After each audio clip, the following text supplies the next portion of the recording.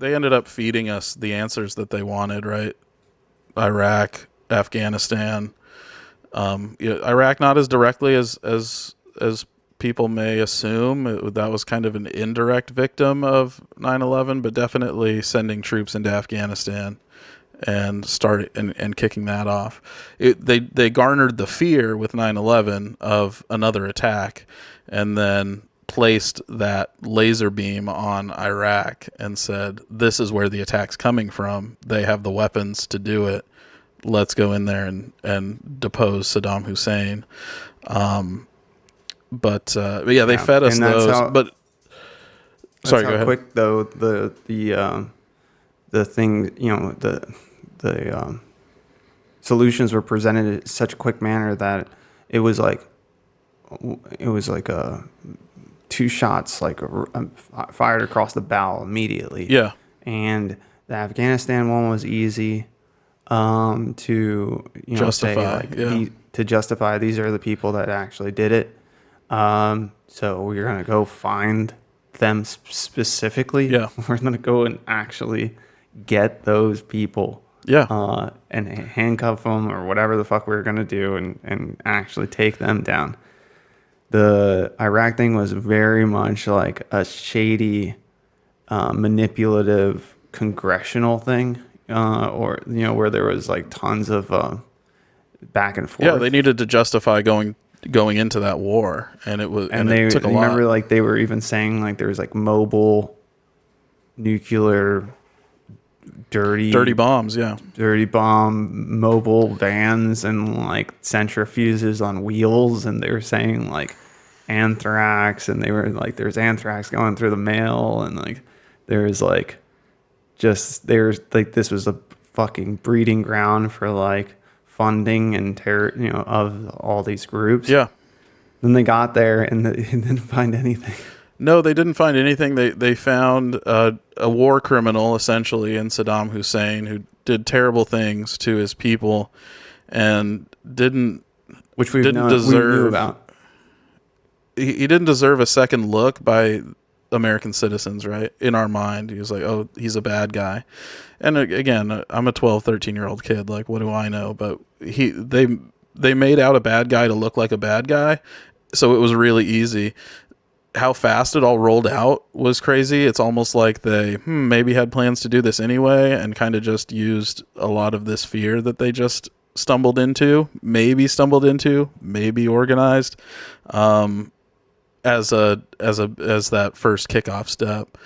I think it's interesting because I don't think that the patriotism that was shown afterwards was manufactured, right? Like that was just the organic result of, when you said like, oh, they forced us to watch it in the classroom. Like I don't really remember. Yeah, we were kind of forced to, but I think the teachers just really wanted to know what the fuck was going on.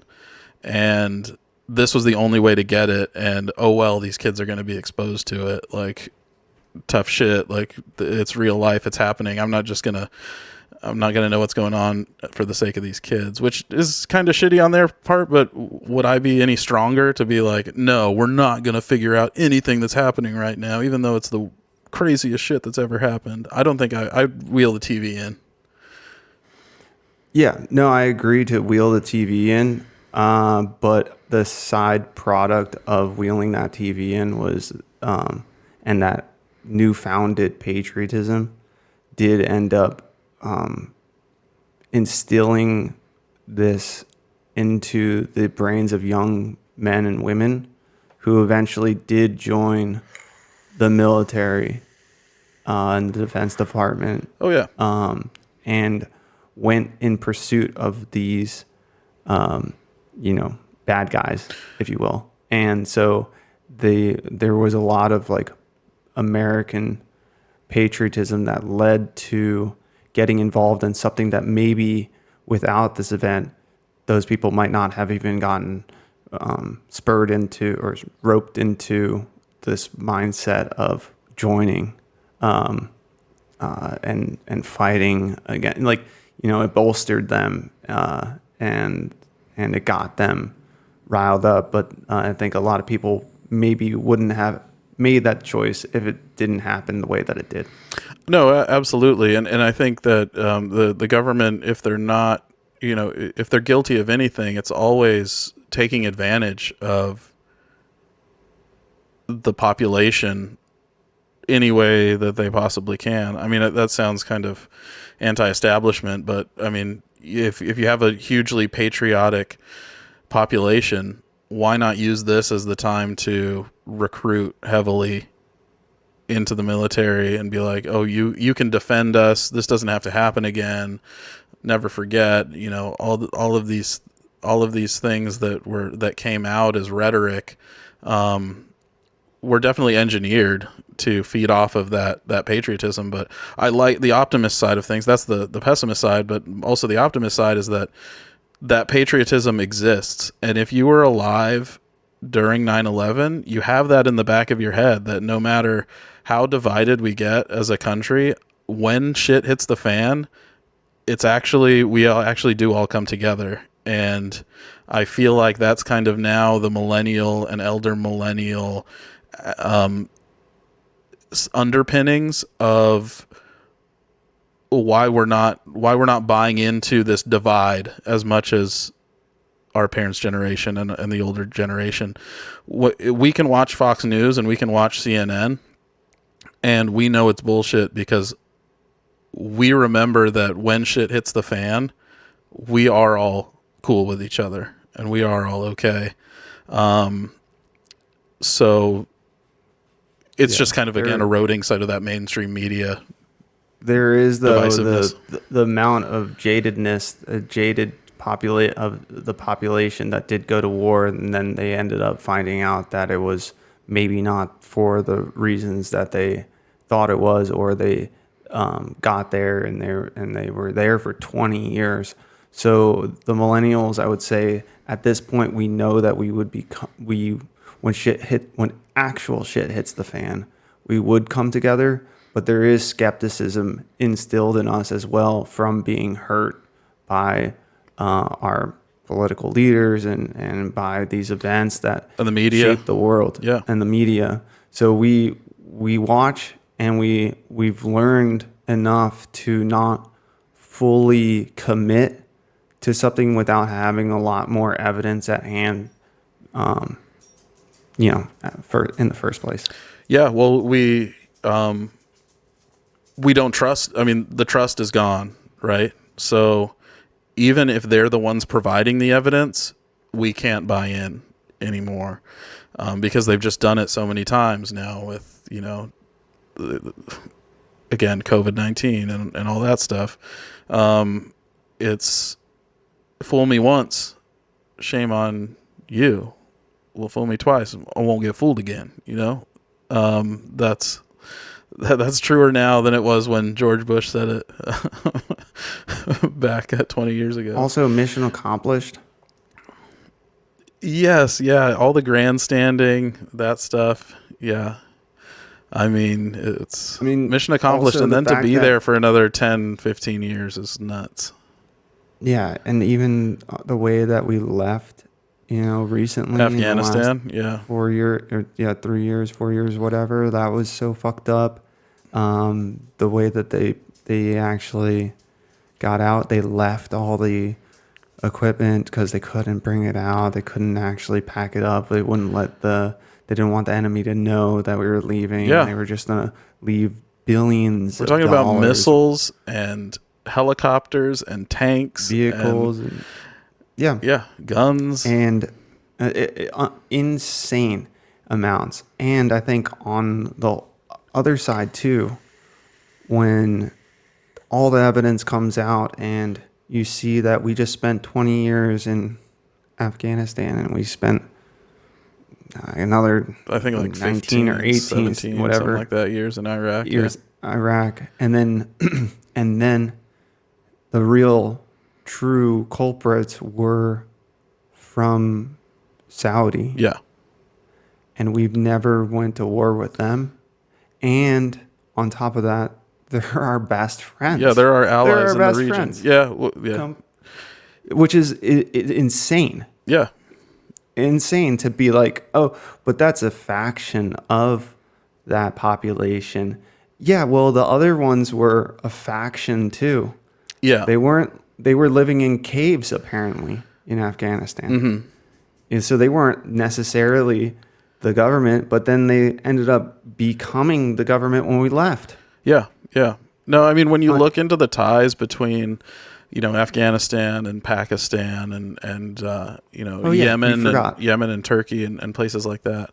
Sorry, we forgot though that we found him. Yeah. We found him in In Pakistan. Pakistan. Yeah. So Yeah. we spent 20 years in the place that he's not even And he living wasn't even deep in Pakistan. He's like right. across the border. You can almost see Afghanistan from the side. Yeah. Unbelievable. Yeah. Yeah.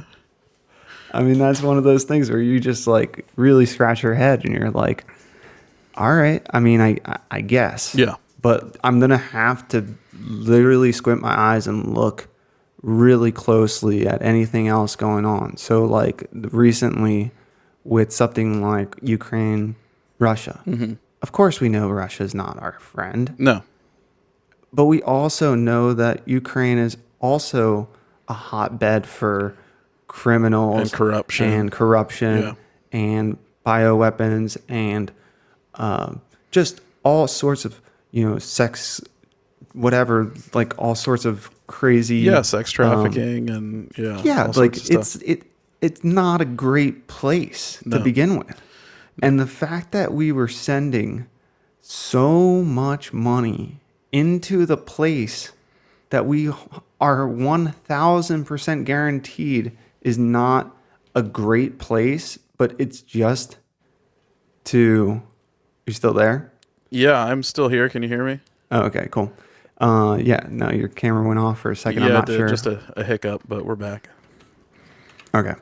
But yeah, that kind of shit is like where, of course, people are going to be like questioning. Like, I mean, I honestly, when the whole Ukraine thing started, I was like, all right, well, like if it's gonna happen, it happens, but it's got to be short. Yes. And it turned out into something where we're still talking about it to this day, like we have something to do with it, and we don't. No, no, yeah, it's a strange power environment that is like geopolitics. And the tragic part is that it's decided with people's lives. And you can say, oh, well, soldiers, they sign up to fight, they know the expectation, but we don't have to send soldiers. We don't have to their deaths. We don't have to promote war. That doesn't only affect soldiers, it affects innocent people as well.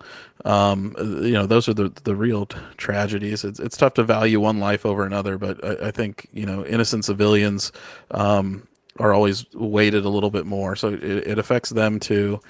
And to say that we're going in and we're helping to save these people by providing one side with means of killing is a tough thing to wrap your mind around.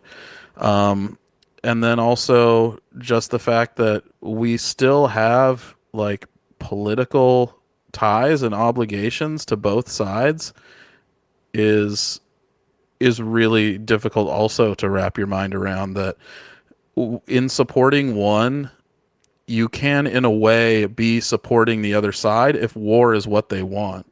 So if Putin does want a war, then we can in a way support his goal to have that war by maintaining the other side's ability to fight that war.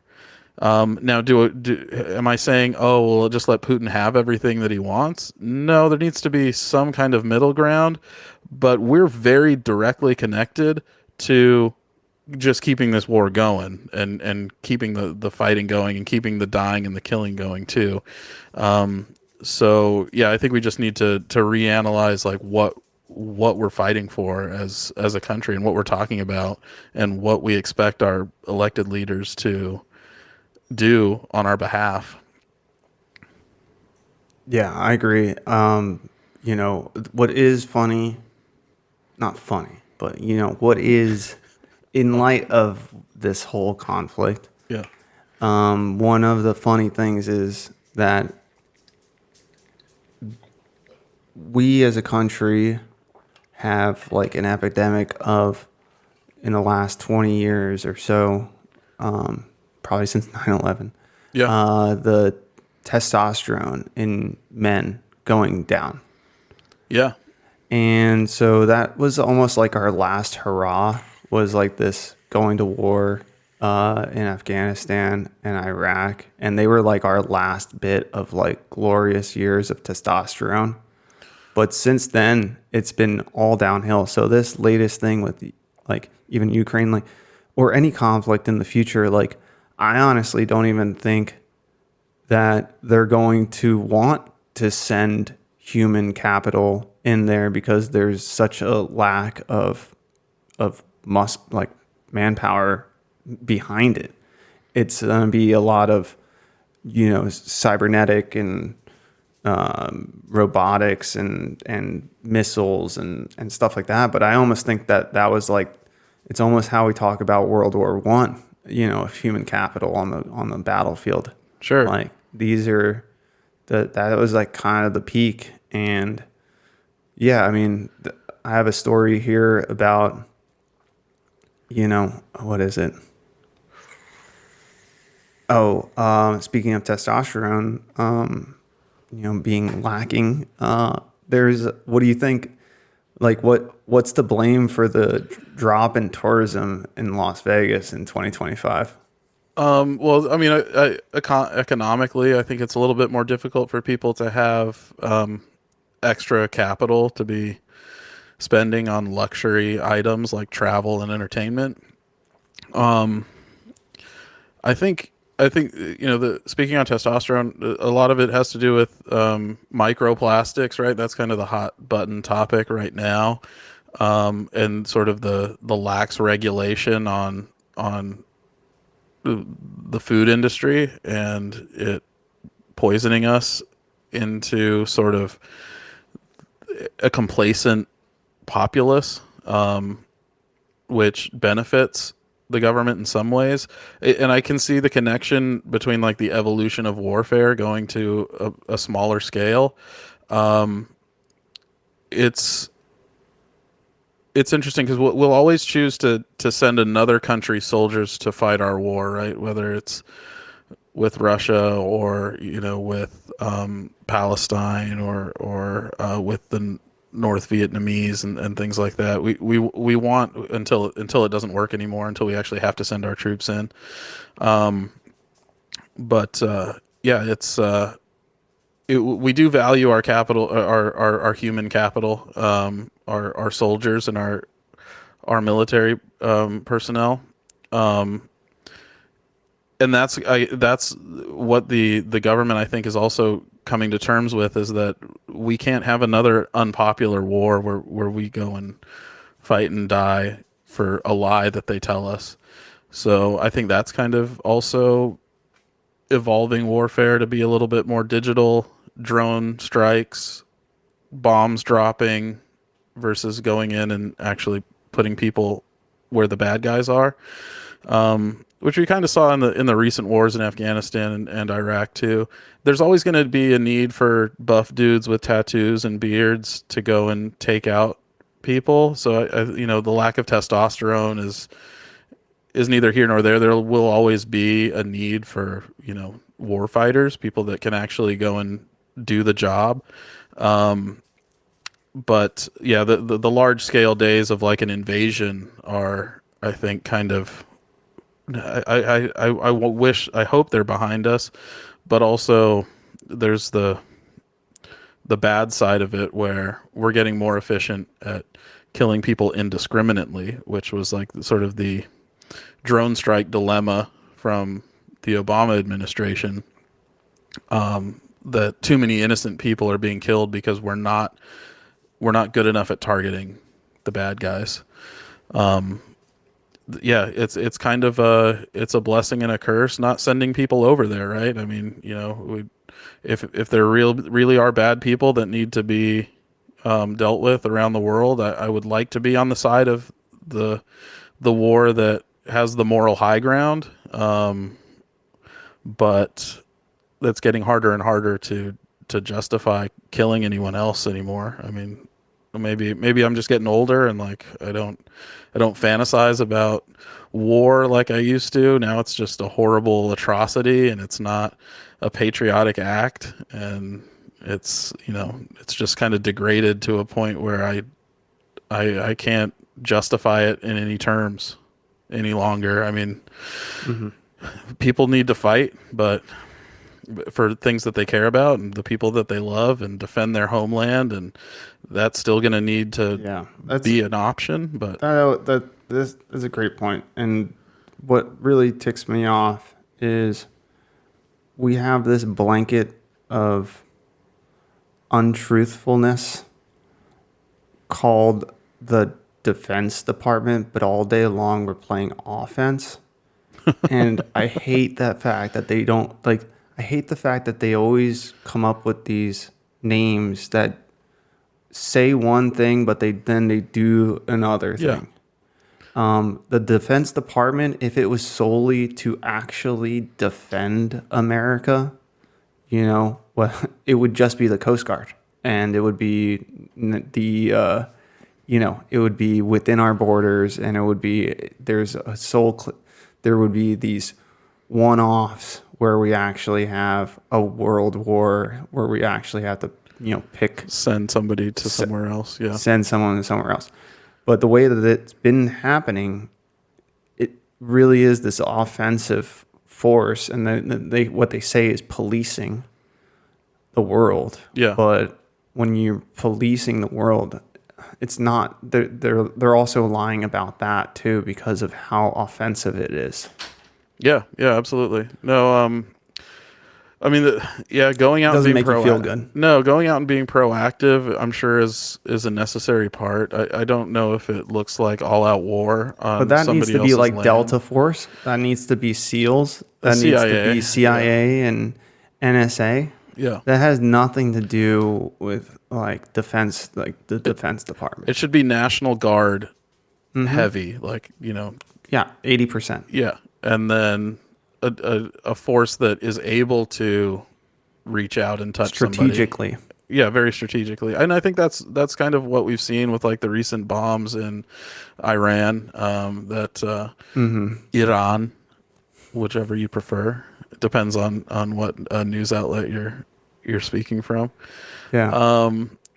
It's But very going strategic. back, sorry, to what you were saying about the guys with tattoos that are still joining the military, like they're the same people, or sorry, yeah, this is the same government who hires criminals to fight our fires in wildfires in Colorado and California. So they take people from jails and they enlist them and they get paid Oh, I shit know all about it. wages. Yeah, Yeah, so it's the same in the military too.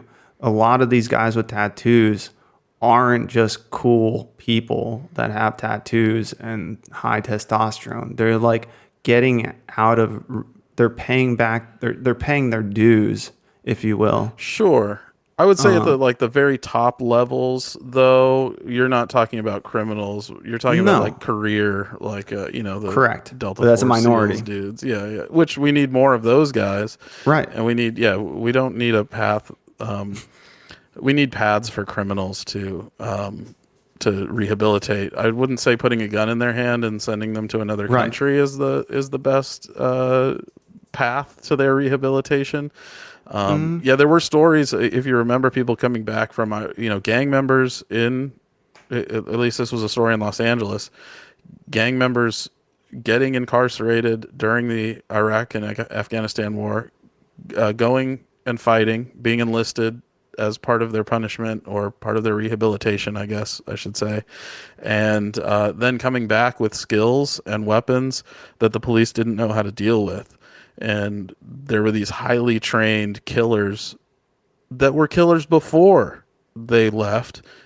We train them up and then we dump them back into the same neighborhoods that they left. Correct. That's the same with that's the rehabilitated. That's the same with the people who go out and put out wildfires. Well, they also have to study the wind. They also have to know how the wind blows and which types of winds are going to make the most amount of fire, and then from what direction you would want to. How can you shape the fire to go one direction versus another direction? They're getting all these skills. Eventually, potentially, could be arsonists afterwards. Sure. Yeah, yeah. I could see how somebody could. That would be a very rare scenario. I feel, It but usually it could is. happen. Wildfires are very rare. Yeah. The same thing goes Well, to show. depends where you live, but yeah. Well, I mean, it's still rare. I mean, even if it's not happening every day, No, no, but not every day. but also then let's talk about another one. Another situation is having us in the 80s train the Taliban to go fight against Russia in Afghanistan, Yeah. and then we're ending up training them and giving them weapons, and then who are we fighting eventually? Are the people that we ended up training and giving weapons to and skills. Yeah, yeah, yeah. Well, I And mean, yeah, so, that's happened all around the world for didn't so that long. prolong? Wouldn't that prolong that war? That we recently went through is that these are all generationally. Sure. These are all people that we trained only 20 years prior, with all the skills that they need to battle within their country. Well, yeah, and foundationally, it comes back to the military-industrial complex, right? We always need to have a war to fight, so it doesn't really matter what side you're on. It just matters that you have somebody to fight because all of the money is anchored in this industry of war, and it's what's propped up our government for so long that now we just create wars. You know, it's not too long from like the 1970s when Russia was fighting the Taliban in Afghanistan to 2001 when we start sending people after 9/11. And that's only it's we're so short-sighted. That's only that 30-year window, and we've swung two wars out of it. Um, It's the in same with Iraq. Yeah, Gulf War One was 90s, yeah. so it's even closer to the 2004, six or what? No, 2003 or something like that. 2004, Whatever. I think. Yeah, I think So April. I mean, again, it's one of those things where we literally went in there twice within a certain number of years. That were very close Yeah, together. So of course that group of people are ready and willing to like do battle again. yeah, and well, I mean, their culture is one of war. I mean, they've been fighting. The Taliban and descendants of the Taliban have been fighting for centuries. In war, and it's a warring culture. Like we have a warring culture in a way, I guess you could say, because we have the American military, but theirs is just a little bit more of a micro culture of battle and being able to defend your land, and It's tribal. knowing the paths through the mountains and knowing the ambush spots and all that stuff. So Yeah, tribal.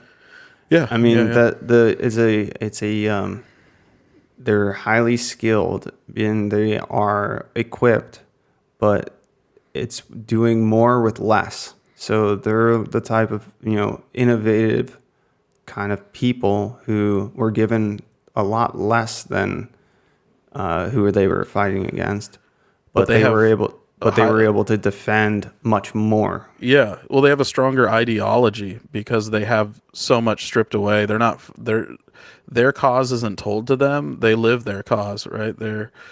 They are victims of these wars throughout the centuries, and we see it all the time that it's an unwinnable situation. I mean, even if you look back at our own American Revolution, when you put someone in a corner and you don't give them any choices and any options, and it's the actual citizenry that is motivated to fight because of their livelihoods and their existence is on the line.